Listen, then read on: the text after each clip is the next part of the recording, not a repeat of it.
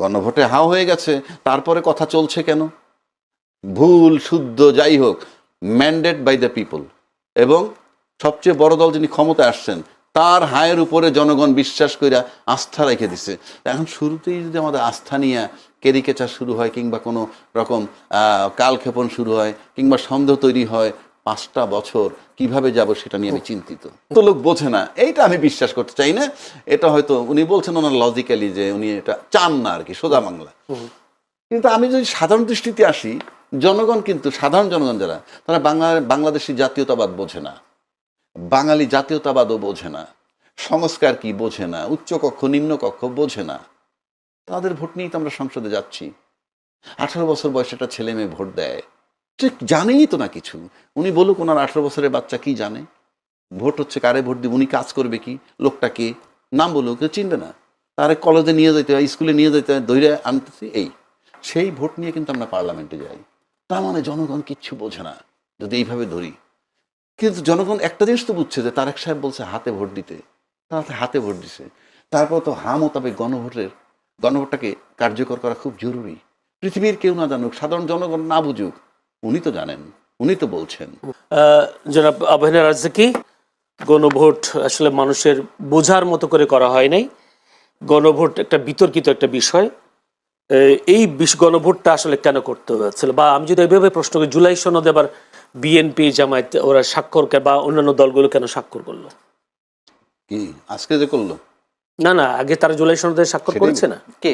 আমি এখানে আইনের বিষয়টি নিয়ে কথা বলবো না, তাইলে একটা বিষয় আসে কি মনে হয় যে আমি লয়ার, আমি বলে গেলাম। এটা 2-3জন লয়ার থাকলে একটা আলোচনা, সেটা ভিন্ন। আমি সাদা মাটার দৃষ্টিতে যেটা দৃশ্যমান সেটা বলছি।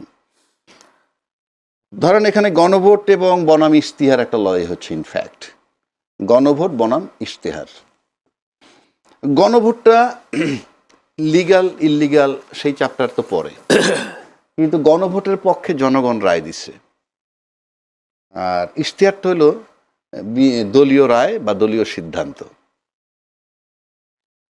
এখন উনি পান্না ভাই বললেন যে তারেক রহমান সাহেব এটার পক্ষে একবার হা বলেছেন।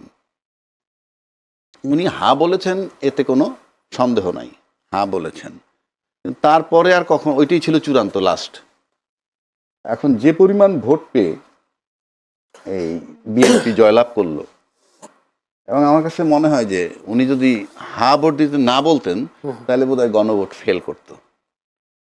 উনি যেহেতু হাতে ভোট দিতে বলেছেন, আমি মনে করি, কারণ আমি তো এর বাইরে যেতে পারবো না, আমি অনুমান করে কিছু বলবো না, কাজে হা জয়লাভ করেছে।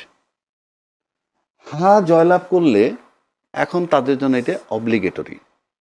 কারণ আপনি তো প্রধানমন্ত্রী হয়ে যাওয়ার পর, উনি এখনো ওত নেন না, এবার প্রধানমন্ত্রী, তো আপনার মাধ্যমে আবারও তাকে একবার শুভেচ্ছা জানাচ্ছি। কারণ আমাদের তো ফোরাম নাই জানানোর, এবং জনাব তারেক রহমান সাহেব আমি আবার একটু অভিবাদন জানাই যে আজকে ওনার জন্য এই গণভোটটা আমি মনে করি পাশ করেছে। এখন সেই হিসাবে গণভোট যে এক্সিকিউশন, ওইটার আলোকে সংবিধানকে সংস্কার করাটা আমি মনে করি তাদের জন্য, মানে যদি আদর্শগতভাবে চিন্তা করেন, নৈতিকভাবে চিন্তা করেন, তাইলে তাদের জন্য এটা টু সাম এক্সটেন্ট তাদের দায়িত্বের ভিতরে পড়ে। এখন আসেন 2/3 মেজরিটি ওনার পার্লামেন্টে গেছেন, মানলাম না গণভোট, সেটা অন্য কথা। মানলাম না ইশতেহার যেটা ওনারা দিছেন, কথার কথা, কারো কিছু করার নাই। বাট আমরা যে বিগিনিংটা চাইছিলাম যে একটা শক্ত বিরোধী দল গেছে, কারণ আমি ভোটের রেশিওতে যদি বলি, সিটের রেশিওতে 213টা তারা বিএনপি, জামাত পাইছে 66টা, ওরা পাইছে 6টা। সিটের রেশিওতে কিন্তু তাও স্ট্রং, কিন্তু ভোটের রেশিওতে কিন্তু অনেক ভোট পেয়েছে। সেই হিসাবে কিন্তু জনমত একটা বিশাল ব্যাপার। তার মানে বিরোধীদের পক্ষে একটা জনমত আছে। সেইটাকে মাথায় রেখে দুটো ব্যাপার এখানে আপনি আনছেন। গণভোট আর দলীয় ইশতেহার বাদ দিলে উচ্চ কক্ষে দুই পক্ষের দ্বিমত নাই, কিন্তু উচ্চ কক্ষটা গঠন হবে কিভাবে সেটা নিয়ে একটু দ্বিমত আছে। উচ্চ কক্ষটা কি গণভোটের আলোকে হবে, গণভোটের যে সিদ্ধান্ত তার আলোকে, নাকি দলীয় ইশতেহার মোতাবেক? দলীয় ইশতেহার মোতাবেক হলে সহজ বাংলা, নিম্নকক্ষে তারা পাইছে 2/3 মেজরিটি, উপরেও তারা পেয়ে যাবে 2/3 মেজরিটি। আর যদি গণভোটের আলোকে আসেন, তাহলে তাদের সিট হবে পাশাপাশি, ধরেন অলমোস্ট 50-50, অলমোস্ট। তো সুতরাং সেটা তাদের দ্বিমত থাকতে পারে, কিন্তু প্রশ্ন হচ্ছে যে এই গণভোট পান্না ভাই বললেন যে এটা বেআইনি হয়েছে, আমি তর্কের খাতিরে ধরলাম। প্লাস মান্না ভাই আরও একটা হয়তো একটু রাগ হয়ে বলছেন যে আমি গণভোট বুঝি না। আমি এটা বিশ্বাস করতে চাই না যে উনি বোঝেন না। না, আমি ওটা বলিনি। আমি হ্যাঁ না উত্তর আমি একবারে দেবো হ্যাঁ, কিংবা সেটাই, যে সেটাই। প্রশ্নগুলো রয়েছে হ্যাঁ, সেই সেটাই। প্রশ্নগুলো আমি বুঝি না। বুঝি না, রাইট। আমি তো কিন্তু তারপর আমি বিশ্বাস করতে চাই না যে উনি বোঝেন না, ওনার মতো লোক বোঝে না, এইটা আমি বিশ্বাস করতে চাই না। এটা হয়তো উনি বলছেন ওনার লজিক্যালি যে উনি এটা চান না আর কি, সোজা বাংলা। কিন্তু আমি যদি সাধারণ দৃষ্টিতে আসি, জনগণ কিন্তু, সাধারণ জনগণ যারা, তারা বাংলাদেশি জাতীয়তাবাদ বোঝে না, বাঙালি জাতীয়তাবাদও বোঝে না, সংস্কার কি বোঝে না, উচ্চকক্ষ নিম্নকক্ষ বোঝে না। তাদের ভোট নিয়েই তো আমরা সংসদে যাচ্ছি। 18 বছর বয়সে একটা ছেলে মেয়ে ভোট দেয়, ঠিক জানেই তো না কিছু। উনি বলুক ওনার 18 বছরের বাচ্চা কি জানে? ভোট হচ্ছে কারে ভোট দিব, উনি কাজ করবে কি, লোকটা কে, নাম বলুক, কেউ চিনবে না। তারা কলেজে নিয়ে যেতে হয়, স্কুলে নিয়ে যেতে হয়, ধৈর্য আনতেছি। সেই ভোট নিয়ে কিন্তু আমরা পার্লামেন্টে যাই। তার মানে জনগণ কিচ্ছু বোঝে না যদি এইভাবে ধরি। কিন্তু জনগণ একটা জিনিস তো বুঝছে যে তারেক সাহেব বলছে হাতে ভোট দিতে, তাতে হাতে ভোট দিছে। তারপর তো মোতাবেক গণভোটটাকে কার্যকর করা খুব জরুরি। পৃথিবীর কেউ না জানুক, সাধারণ জনগণ না বুঝুক, উনি তো জানেন, উনি তো বলছেন। সেই হিসাবে, এবং গণভোটের উচ্চকক্ষ নিম্নকক্ষ নিয়ে যখন দ্বিমত নাই, দেখেন কতগুলা মিল। আবার গণভোটের প্রস্তাবও কিন্তু বিএনপি আনছিল যখন এই সংস্কার কমিটি নিয়ে দ্বিমত না। আজকে যদি দ্বিমত না হইতো, গণভোটই হইতো না। এই জন্য আমি তারেক রহমান সাহেবকে বলতে চাই, উনি যদি আরও আগে আসতেন, আরও আগে আসলে হয়তো আরও সমাধান ভালো হইতো, হয়তো গণভোট আমাদের লাগতোই না। কারণ উনি আইসে কিন্তু একটা সমাধান দিছেন, নির্বাচনটা হয়ে গেল এবং হাতে ভোট দিতে বললেন। কিন্তু উনি যদি আগে আসতেন, এইটা যখন গণভোট হওয়ার আগে, ওই প্রস্তাব হওয়ার আগে যদি আসতেন, তাহলে হয়তো ওনার এই কারিশমা দিয়ে উনি এইটাও পারতেন হয়তো বা, যে আসলে আমরা একটা সিদ্ধান্তে চলে যাই। মানে ওনার লেট করার কারণে কিন্তু আমরা এই জটিলতাটায় পড়ছি। কারণ আলটিমেটলি তো উনি নির্বাচনটা তুলে ফেললেন এবং ভালোভাবেই উনি আসার পরে ওনার ক্যারিশম্যাটিক ইয়ে দিয়ে বিএনপি জয়লাভ করেছে। এই সব কিছু মিলাইলে আমি যেটা সিম্পল মনে করি যে এখন গণভোটকে আপনি কোনোভাবে বেআইনি এই কারণে বলতে পারবেন না। Number 1, it was signed by the political parties. Number 2, NCP দেয় নাই স্বাক্ষর, আজকে দিতে যাচ্ছে। এনসিপি সম্পর্কে মানুষের ধারণা কি? সে কিন্তু জুলাই সনদে স্বাক্ষর সেদিন না করলেও মানুষ এইটা বিশ্বাস করে না ওনারা জুলাই সনদ চায় না। আর যারা স্বাক্ষর করছে, তারা স্বাক্ষর করা সত্ত্বেও মানুষ আস্থায় নিতে চায় না যে তারা জুলাই সনদ মানতে চায়। যদি তাই হয়, তাহলে এই বিতর্কগুলো আসতেছে কেন? গণভোটে হাও হয়ে গেছে, তারপরে কথা চলছে কেন?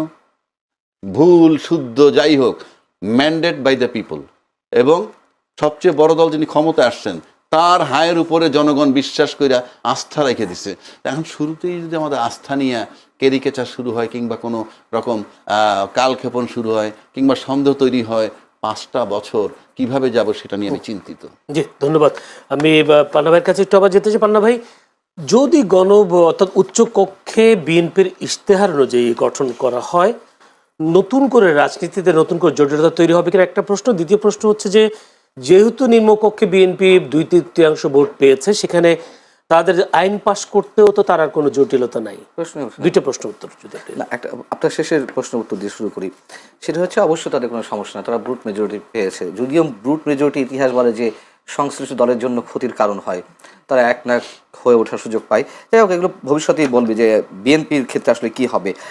এবং আইন প্রণয়নের ক্ষেত্রে কিচ্ছু করার নেই। হয়তো জামাত ইসলামী, এনসিপি যে 2-1 সদস্য বা স্বতন্ত্র বা অন্যান্য দলে যারা আছে, তারা একটু হইচই করতে পারবে, কিন্তু বিএনপি যা ইচ্ছা তাই করতে পারবে।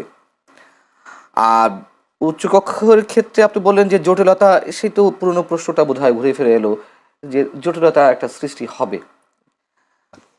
আমি জটিলতা এই জন্য বলছি, আচ্ছা জটিলতা হওয়ারও তো দরকার, ওখানেও তো তারা বেশিরভাগ আসন পাবে উচ্চকক্ষে। হ্যাঁ, বিএনপি ওখানে তো উচ্চকক্ষ, যদি ইয়ে অনুযায়ী, যদি একেবারে পিয়ার পদ্ধতিতেও হয়, তো সেই ক্ষেত্রে আইন পাশ করার ক্ষেত্রে তো তেমন কোনো জটিলতা তৈরি হবে বলে মনে হয় না আমার মতে। তো সেই ক্ষেত্রেও বা বিএনপি কেন রাজি হবে না? বলে রাজি হবে না এই কারণে তাদের রিপ্রেজেন্টেটিভ কম যাচ্ছে, যদি ভোটের হিসেবে হয়। ভোটের হিসেবে পিয়ার পদ্ধতি হলেও তো ওনাদের আসন বেশি থাকছে তো। না, যদি বেশি থাকছে, আর পিআর আর জনগণের ভোটের রেশিওতে যদি হয় তাহলে তাদের প্রতিনিধিত্ব কম যাবে উচ্চকক্ষে। এটাই সো এই কারণে তারা ওইটা চাচ্ছে। এই কারণে আচ্ছা, তারা যখন এই দাবিটি তোলে খুব ভালোভাবেই তারা নিশ্চয়ই হিসেব নিকেশ করেই এই কথা বলেছিল যে আওয়ামী লীগ যে নির্বাচনে আসতে পারবে না বা একেবারে বাদ হয়ে যাবে, তারা কিন্তু এই হিসাবটা মাথায় নিয়ে বলেনি।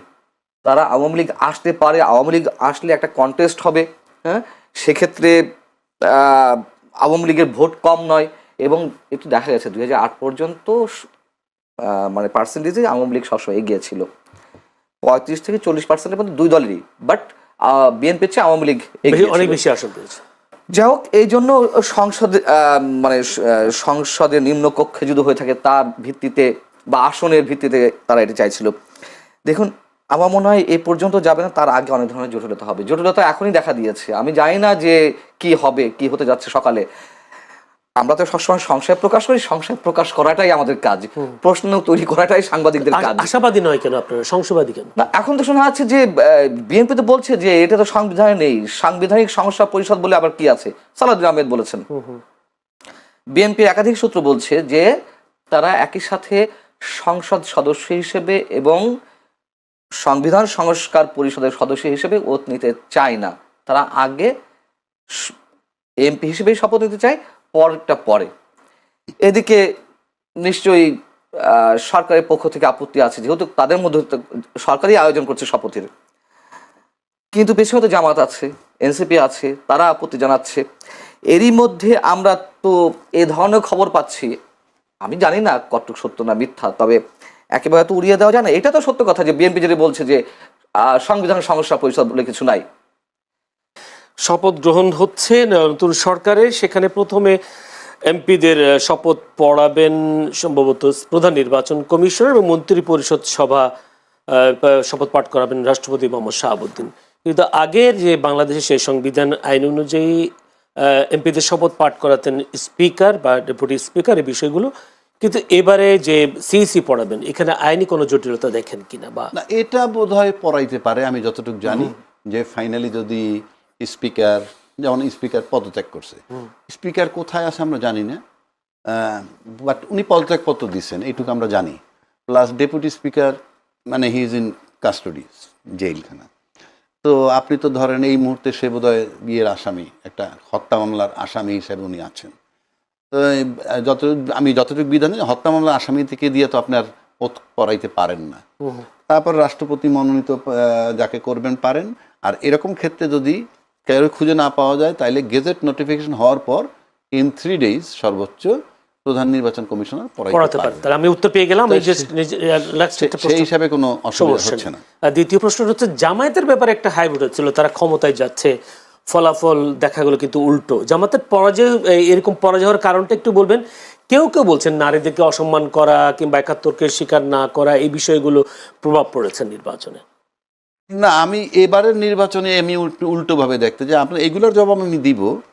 তার আগে যদি আপনি আসেন যে এবারের নির্বাচনে সবাই খুশি, আমার কাছে মনে হয়। আমি যেখানে ভাই খুশি হতে পারেন না, ভাই খুশি হতে পারেন না, আমি ভাইকে সেটা একটু বোঝানোর চেষ্টা করি। উনি তো বলছেন যে দেশের মানুষ সংশয়ে ছিল, যেমন ধরেন আপনি, নির্বাচন হবে। আমি একদম নিচের থেকে আসি, মানে ওই যে অন্যান্যরা পাইছে 8টা আসন, অন্যান্যরা তো খুঁজে পাবেন না, এই একটা ও একটা ওটা বাদ। তারপরে নিচের থেকে যদি আসি, এনসিপি পাইছে 6টা আসন। আপনি ভালো করে যদি চিন্তা করে দেখেন যে এনসিপি ফ্রম ডে 1 আমি দেখি নাই কেউ অ্যাকসেপ্ট করছে তাদেরকে, মিডিয়ায় বা ইন্টারভিউতে আইনা কেউই না, তাকে যে যাই বলুক ওটা নিয়ে আমার। কিন্তু আলটিমেটলি কিন্তু তারা 6টা সিট পাইছে। তো 6টা সিট যে পাইল, এতে তাদের খুশি তারা, আমি মনে করি। কেন খুশি? তাদের প্ল্যাটফর্মই থাকতো না, যাদেরকে বলা হয়েছে একটা সিটও পাবে না, 6টা সিট তারা পেয়েছে। কিন্তু কিভাবে পেয়েছে রাজাকি ভাই? এটা তো ভোটে। আমি তো কাদের ভোটে? না, আমি সাদা মাটা দেখলে তো ভোট। না, কাদের ভোটে? জুলাই চেতনার পক্ষে যারা। না, জামাতের ভোটে তো। না, জামাতের এত ভোট নাই, সেটাই ব্যাখ্যা আসতেছে। জামাতের এত ভোট নাই। জামাত বরং এনসিপিকে নিয়ে, এনসিপির পক্ষে যে সেন্টিমেন্টটা কাজ করছে, জামাত গেইন করছে। এই কাজটা যদি বিএনপি করত, আমার ব্যক্তিগত ওপিনিয়ন ভাই, আমি ধরেন শেখ হাসিনাকে সরাইছি, আমরা আন্দোলন করছি, সরাইছি, ভালো কথা, যাক। একটা আন্দোলন, এরকম আর একটা আন্দোলন কিন্তু 15 বছর লাগতে পারে, এটা এভরিডে হয় না। তো সেক্ষেত্রে ওই শেখ হাসিনা চলে যাওয়ার পর কিন্তু ওরা আর ওই জায়গাটায় থাকতো না, যেটা আমরা মনে করি। আমরা বোধহয় এমন একটা শক্তি উত্থান হইতেছে, এই উত্থান বোধহয় দমানো যাবে না, ইত্যাদি ইত্যাদি। আপনি তাদেরকে, বিএনপি কিন্তু অনেক খুচরো দলকে অ্যাকোমোডেট করছে একটা সিট দিয়ে, যাদের নাকি দলের প্রেসিডেন্ট রেখে ভাইস সেক্রেটারি নাম পাওয়া যায় না।